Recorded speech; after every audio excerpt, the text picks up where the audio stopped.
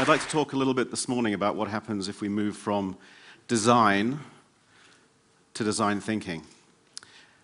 Now this rather old photo up there is actually the first project I was ever hired to do, something like 25 years ago. It's a woodworking machine, or at least a piece of one, and my task was to make this thing a little bit more modern, a little bit easier to use. I thought at the time I did a pretty good job. Unfortunately, not very long afterwards, the company went out of business.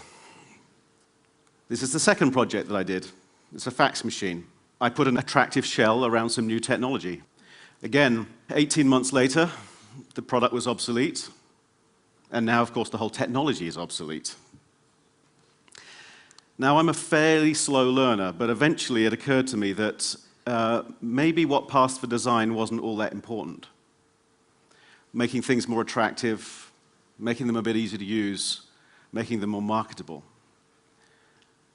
By focusing on a design, maybe just a single product, I was being incremental and not having much of an impact. But I think this small view of design is a relatively recent phenomena, and in fact really emerged in the latter half of the 20th century as design became a tool of consumerism. So when we talk about design today, and particularly when we read about it in the popular press, we're often talking about products like these. Amusing, yes. Desirable, maybe. Important, not so very. But this wasn't always the way. And I'd like to suggest that if we take a different view of design and focus less on the object and more on design thinking as an approach, that we actually might see the result in a bigger impact. Now, this gentleman, Isambard Kingdom Brunel, designed many great things in his career in the 19th century, including the Clifton Suspension Bridge in Bristol and the Thames Tunnel at Rotherhithe, both great designs and actually very innovative too. His greatest creation runs actually right through here in Oxford. It's called the Great Western Railway. And as a kid, I grew up very close to here, and one of my favorite things to do was to cycle along by the side of the railway waiting for the great big express trains to roar past. You can see it represented here in J.M.W. Turner's painting, Rain, Steam, and Speed. Now, what Brunel said that he wanted to achieve for his passengers was the experience of floating across the countryside. Now, this was back in the 19th century. And to do that meant creating the flattest gradients that ever yet been made, which meant building long viaducts across river valleys. This is actually the viaduct across the Thames at Maidenhead, and long tunnels, such as the one at Box in Wiltshire. But he didn't stop there. He didn't stop with just trying to design the best railway journey. He imagined an integrated transportation system in which it would be possible for a passenger to embark on a train in London and disembark from a ship in New York. One journey from London to New York. This is the SS Great Western that he built to take care of the second half of that journey. Now, Brunel was working 100 years before the emergence of the design profession. But I think he was using design thinking to solve problems and to create world-changing innovations. Now, design thinking begins with what Roger Martin, the business school professor at the University of Toronto, calls integrative thinking. And that's the ability to exploit opposing ideas and opposing constraints to create new solutions. In the case of design, that means balancing desirability, what humans need, with technical feasibility and economic viability. With innovations like the Great Western, we can stretch that balance to the absolute limit. So somehow, we went from this to this. Systems thinkers who were reinventing the world to a priesthood of folks in black turtlenecks and designer glasses working on small things. As our industrial society matured, so design became a profession, and it focused on an ever smaller canvas until it came to stand for aesthetics, image, and fashion. Now, I'm not trying to throw stones here. I'm a fully paid up member of that priesthood, and somewhere in here I have my designer glasses. There we go. But I do think that perhaps design is getting big again, and that's happening through the application of design thinking to new kinds of problems, to global warming, to education, healthcare, security, clean water, whatever. And as we see this reemergence of design thinking and we see it beginning to tackle new kinds of problems, there are some basic ideas that I think we can observe that are useful. And I'd like to talk about some of those just for the next few minutes. The first of those is that design is human-centered. It may integrate technology and economics, but it starts with what humans need or might need. What makes life easier, more enjoyable? What makes technology useful and usable? But that's more than simply good ergonomics, putting the buttons in the right place. It's often about understanding culture and context before we even know where to start to have ideas. So when a team was working on a new vision screening program in India, they wanted to understand what the aspirations and motivations were of these school children, to understand how they might play a role in screening their parents. Conversion Sound has developed a high-quality, ultra-low-cost digital hearing aid for the developing world. Now, in the West, we rely on highly trained technicians to fit these hearing aids. In places like India, those technicians simply don't exist. So it took a team working in India with patients and community health workers to understand how a PDA and an application on a PDA might replace those technicians in a fitting and diagnostic service. Instead of starting with technology, the team started with people and culture. So if human need is the place to start, then design thinking rapidly moves on to learning by making. Instead of thinking about what to build, building in order to think.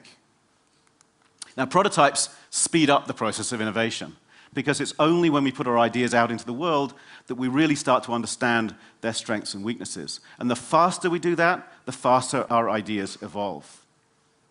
Now, much has been said and written about the Aravind Eye Institute in Madurai, India. They do an incredible job of serving very poor patients by taking the revenues from those who can afford to pay to cross-subsidize those who cannot.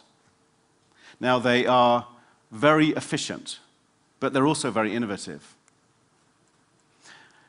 When I visited them a few years ago, what really impressed me was their willingness to prototype their ideas very early. This is the manufacturing facility for one of their biggest cost breakthroughs. They make their own intraocular lenses. These are the lenses that replace those that are damaged by cataracts. And I think it's partly their prototyping mentality that really allowed them to achieve the breakthrough, because they brought the cost down from $200 a pair down to just $4 a pair. Partly they did this by, instead of building a fancy new factory, they used the basement of one of their hospitals. And instead of installing the large-scale machines used by Western producers, they used low-cost CAD/CAM prototyping technology. They're now the biggest manufacturer of these lenses in the developing world and have recently moved into a custom factory. So if human need is the place to start and prototyping a vehicle for progress, then there are also some questions to ask about the destination. Instead of seeing its primary objective as consumption, design thinking is beginning to explore the potential of participation. The shift from a passive relationship between consumer and producer to the active engagement of everyone in experiences that are meaningful, productive, and profitable. So I'd like to take the idea that Rory Sutherland talked about, this notion that intangibles, things are worth perhaps more than physical things, and take that a little bit further and say that I think the design of participatory systems in which many more forms of value beyond simply cash are both created and measured is going to be the major theme, not only for design, but also for our economy as we go forward. So William Beveridge, when he wrote the first of his famous reports in 1942, created what became Britain's welfare state, in which he hoped that every citizen would be an active participant in their own social well-being. By the time he wrote his third report, he confessed that he had failed, and instead had created a society of welfare consumers. Hilary Cottam, Charlie Ledbetter, and Hugo Manasai of Participal have taken this idea of participation And in their manifesto entitled Beverage 4.0, they are suggesting a framework for reinventing the welfare state. So in one of their projects called Southwark Circle, they worked with residents in Southwark, South London, and a small team of designers to develop a new membership organization to help the elderly with household tasks. Designs were refined and developed with 150 older people and their families before the service was launched earlier this year. We can take this idea of participation perhaps to its logical conclusion and say that design may have its greatest impact when it's taken out of the hands of designers and put into the hands of everyone. Nurses and practitioners at US healthcare system Kaiser Permanente studied the topic of improving the patient experience, and particularly focused on the way that they exchange knowledge and change shift. Through a program of observational research, brainstorming new solutions, and rapid prototyping, they developed a completely new way to change shift. They went from retreating to the nurses' station to discuss the various states and needs of patients to developing a system that happened on the ward in front of patients using a simple software tool. By doing this, they brought the time that they were away from patients down from 40 minutes to 12 minutes on average. They increased patient confidence and nurse happiness. When you multiply that by all the nurses on all the wards in 40 hospitals in the system, it resulted actually in a pretty big impact. And this is just one of thousands of opportunities in healthcare alone. So these are just some of the kind of basic ideas around design thinking and some of the kinds of new kinds of projects that they're being applied to. But I'd like to go back to Brunel here and suggest a connection that might explain why this is happening now, and maybe why design thinking is a useful tool. And that connection is change. In times of change, we need new alternatives, new ideas. Now, Brunel worked at the height of the Industrial Revolution when all of life and our economy was being reinvented. Now, the industrial systems of Brunel's time have run their course, and indeed, they're part of the problem today. But again, we're in the midst of massive change. And that change is forcing us to question quite fundamental aspects of our society. How we keep ourselves healthy, how we govern ourselves, how we educate ourselves, how we keep ourselves secure. And in these times of change, we need these new choices because our existing solutions are simply becoming obsolete. So why design thinking? Because it gives us a new way of tackling problems. Instead of defaulting to our normal convergent approach, where we make the best choice out of available alternatives, it encourages us to take a divergent approach, to explore new alternatives, new solutions, new ideas that have not existed before. But before we go through that process of divergence, there's actually quite an important first step.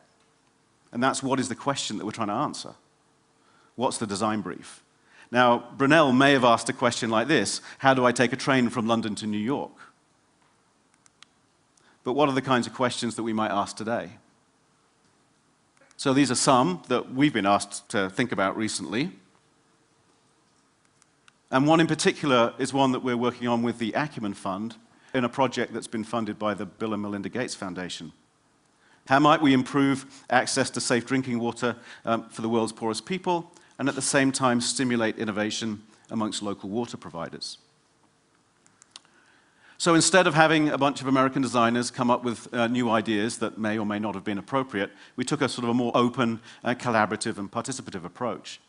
We teamed designers and investment experts up with 11 water organizations across India. And through workshops, they developed innovative new products, services, and business models.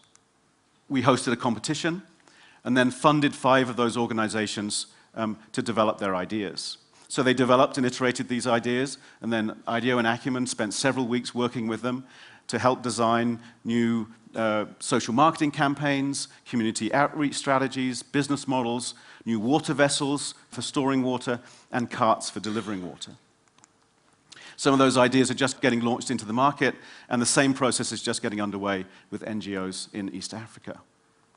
So for me, this project shows kind of how far we can go from some of those sort of small things that I was working on at the beginning of my career.